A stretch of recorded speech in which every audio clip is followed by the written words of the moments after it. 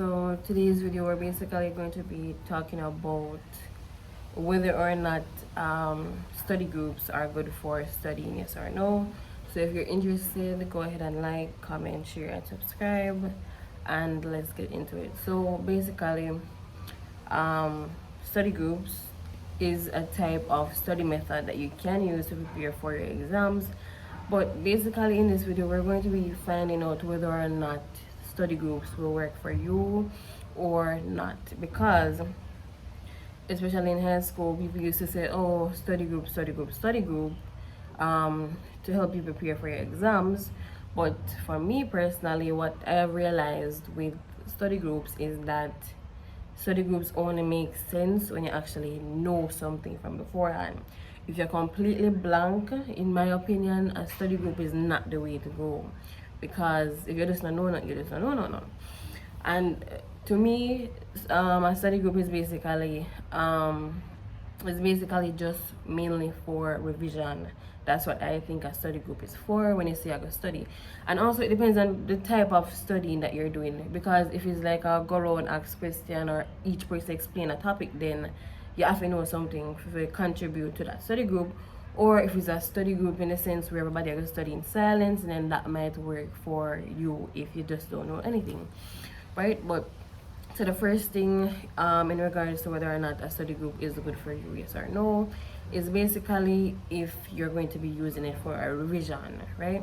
So if the study group is for revision purposes, then I would say use a study group, go to the friend and sit down on tree or something that makes sense if it's mainly for revision, right? But as I said before, if you're completely blank, that type of studying might not be enough. You might learn something, but it might not be enough to basically pass the exam. So if it's a study group where you have 3 or 4 people go around in a circles, explain, each person explain a topic or idea or concept or something, then you have the good year to contribute something. And yeah, and again, it depends on your learning style, because if you're somebody who you're a visual learner like me, listening to somebody else sometimes it might not connect. You might hear them in that moment, but if you're a visual learner where you actually have to see it and read it on the page for yourself, then that might not work for you, or it might not be as effective. So using a study group for primarily revision, a study group in a sense where each person will explain a concept or go out or something like that, then that might work, right, for revision purposes. Because let's just say everybody study, we got a study group, right? Or let's just say everybody that pay attention in the class throughout the school year, and you got a study group and everybody cannot have an idea of what everything is, but you just have got to cement it, then that's a good use of a study group. Yeah, but as I said before, if you just don't know nothing, that type of study group might not be for you. So for revision purposes, definitely you can use it for revision purposes to over the stuff that you don't remember as much, but you have an idea. So it's not like you don't know nothing, but you have an idea of what everything is. Then going to the study group would help just to hear somebody else explain it from their perspective. And again, you can have study groups where everybody just got a library or go somewhere and is just studying in silence. Then that might be more effective if you basically don't know anything. So basically, when people think of a study group, they think that you don't have to study, you just have to show up to the study group or the study session and you'll just learn something. Honestly, in my opinion, or in the way I learn, that would not work for me, like none at all. I have to see it for myself, I have to read it for myself. You can tell me something a million times, and if I see it for myself, then it not connect. It may hear it in that moment, but it not connect until me read it or see it for myself. So independent learning is basically a necessity. When you're doing study groups, you have to do some independent learning. Some people think that you just show up to the study group and you're gonna just learn everything, because I guarantee that there's always going to be somebody in that study group that know more than the others, because them actually do some studying outside. Them actually read up late at night, and them do extra studying, right? So when them come and them explain certain topics to you, how you think them able to explain those things is because them actually that study outside. So don't just depend on one person to come at the study group and come explain everything to you. And also you should know that if them can come and explain everything to you, it means that them that study outside. So it means you need to go start studying outside and not just wait for the study group alone and just put all the pressure, say, oh, we have to learn everything in the study group. So independent learning is necessary when it comes to study group. You have to read it for yourself, sit down with yourself, or if you're somebody who is more auditory, like an auditory learner, then maybe watching a YouTube video explaining some of the topics would help.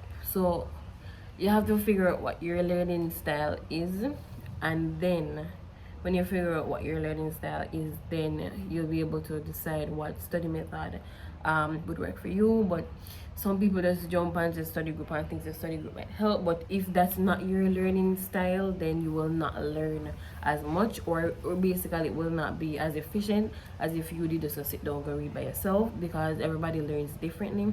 Some people, auditory learners, them show up at the study group, everything you say, them copy and paste it in their brain.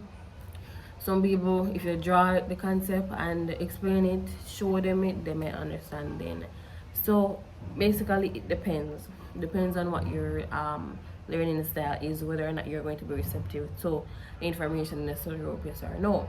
But for me, especially when I'm in high school, it did come like a one big waste of time to do study groups. Like, as I said, it depends on your personality and it depends on your learning style, because some people learn alone, some people learn by themselves, them have to read it by themselves in order to understand.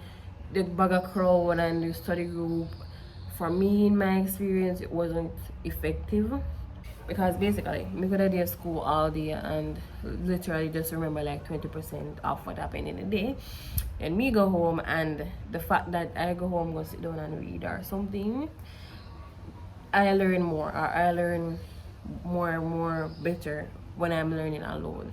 So again, it depends on your personality, because some people, they are more social, them like having the bag of people and the social group and all that stuff. But if you're more introverted, or if you're more introverted, you like your own space, you like to be by yourself, then studying alone is probably the best thing for you, not the bag of crowd, if that's not your personality. So again, it goes back to your learning style, and it goes back to your personality. So a study group now is also good for last minute cramming. Let's just say that you don't it's all right, let's just say it's maybe half an hour before the exam, and this happened to me before, where it's like half an hour before the exam, and somebody told me something that is like, they told me an example for a virus, and then that question come in the exam about the example of a virus, and then because the person tell me right before me going to exam, remember say, oh, that's an example of the virus. But if them never did tell me, I wouldn't know.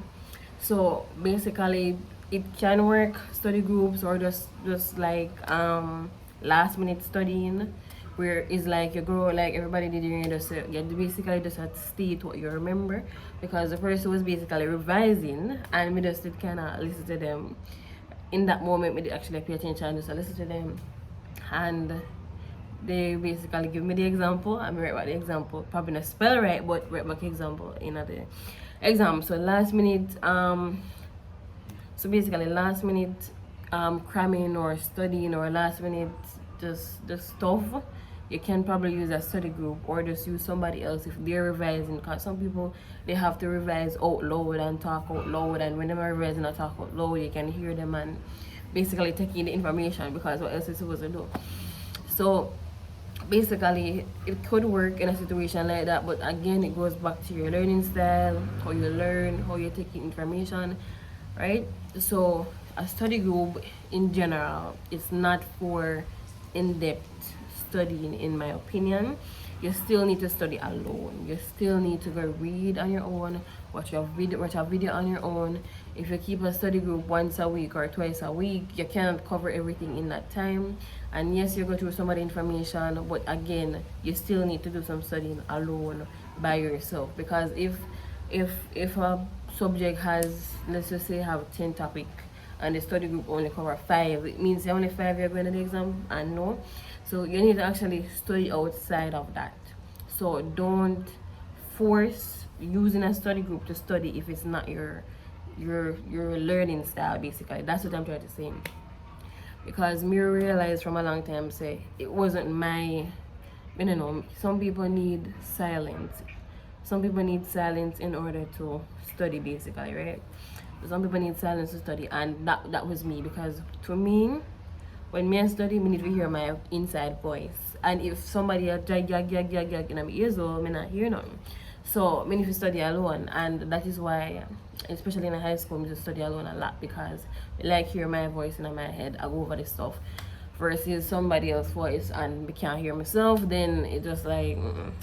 So again, it goes back to your learning style. So study group is, it can be a yay or a nay, depending on your personality, depending on your learning style. If you're more visual, if you're more auditory, maybe it can work. But always do extra work outside the study group, and don't put all your hope in the study group. So make a learn from the study group, right? And if you actually go do a study group with somebody, then I think you should contribute something to the study group. If not, and learn by yourself, then study by yourself and go into the exam. But anyways, guys, this is the end of this video. Basically the goal of this video was just to figure out whether or not study groups is a good study method for you, whether you should use it or not. But yeah, so based on what I've said in this video, you can decide if it will work for you or if it will not work for you. You can decide based on this video. And also there are CXC biology concise notes available. You can email me at tonyashley@gmail.com. So you have section A, section B, and section C. You can go ahead and email me at tonyashley.com if you need CXC biology notes. Anyways, guys, this is the end of this video. Don't forget to like, comment, share, and subscribe.